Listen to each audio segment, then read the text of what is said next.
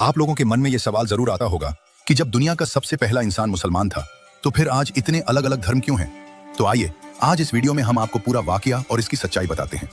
दुनिया की शुरुआत तौहीद से हुई थी। सबसे पहले इंसान हजरत आदम अलैहिस्सलाम थे। वही पहले नबी और पहले मुसलमान थे।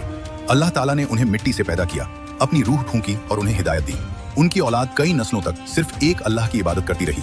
हजरत आदम अलैहिस्सलाम और हजरत नूह अलैहिस्सलाम के दरमियान 10 नस्लें गुजरी और सब तौहीद पर थी। उस समय तक दुनिया में कहीं भी बुत परस्ती या शिर्क नहीं था।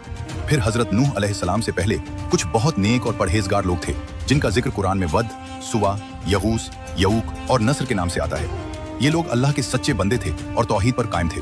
जब ये नेक लोग इंतकाल कर गए तो शैतान ने उनकी कौम के दिलों में ये बात डाली कि उनकी याद में उनकी तस्वीरें और मूर्तियां बना लो ताकि उन्हें देखकर इबादत का जज्बा पैदा हो।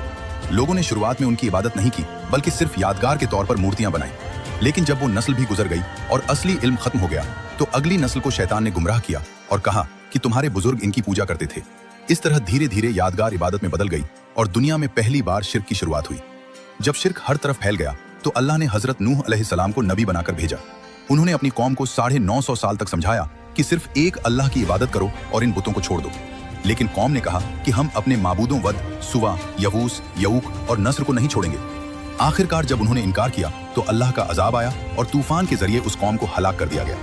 इस पूरे वाकये से ये बात साफ होती है कि जिन लोगों की मूर्तियां बनाई गईं वे खुद मुसलमान और नेक लोग थे। उन्होंने कभी अपनी पूजा का हुक्म नहीं दिया। गुमराही बाद की नस्लों में आई।